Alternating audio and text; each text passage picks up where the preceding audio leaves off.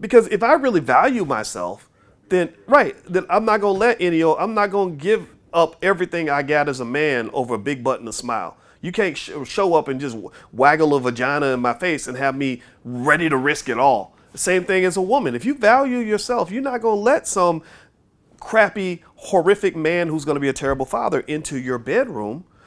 When we start educating our own, and there are already people doing that. There's homeschool networks everywhere.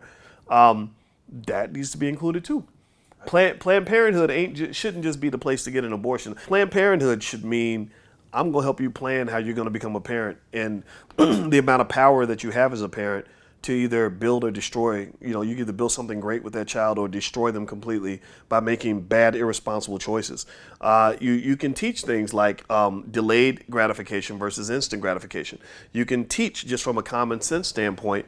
Older women talking to younger women can help younger women understand the right type of man that you want to allow into your bedroom. I speak all the time on my channel about just the biochemistry of sex and how when you lay down with somebody and you're having orgasms with this person, it's going to make you fall in love with it can make you fall in love with the wrong person. The same way taking a hit of crack can make you fall in love with crack.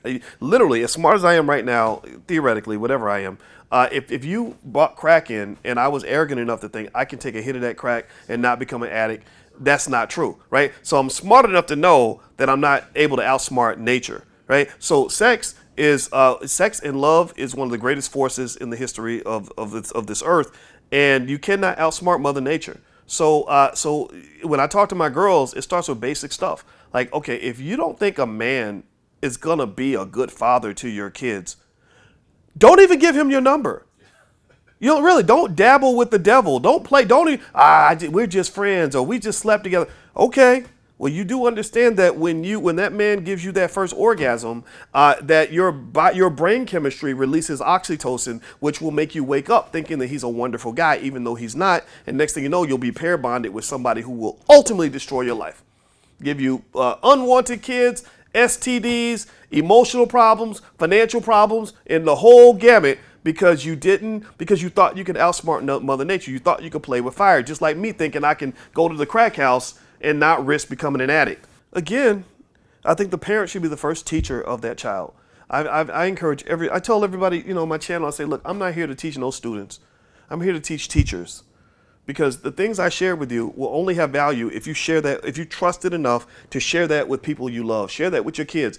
That white lady from the suburbs should not be the primary educational force in your child's life.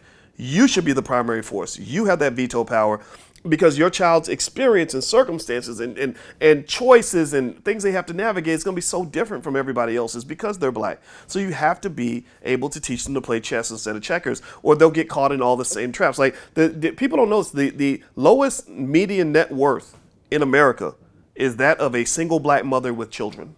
Why? Well, because you're playing a team sport as an individual. You're trying to do a two-person job all by yourself. These men that have these kids with you are supposed to be helping you financially, but they're not in many cases.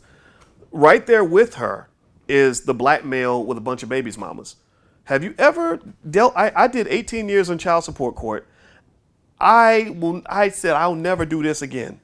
It is taxation without representation. You pay all this money, you don't have no say over where the money goes, and it's hard. It's really hard. So what I would say to guys is, if you are a man and you want to be successful, or really a woman too, it's hard to get there without having some degree of sexual discipline. But that ties back to self-esteem. So I keep going back to the first thing you mentioned because you hit the nail on the head.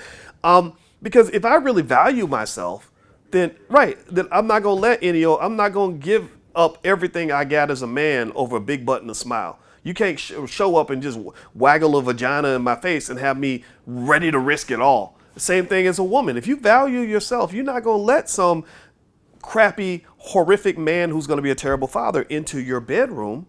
You're going to take your time and pick a man that's worthy of you. Right. So, but again, that self-esteem void starts in childhood because of the missing father that you mentioned, because the father gives the son that guidance and intelligence, and he gives the daughter the self-esteem, that unconditional love that so many of our girls are missing. So the missing father is one of the worst problems in our community, and we do have to fix that.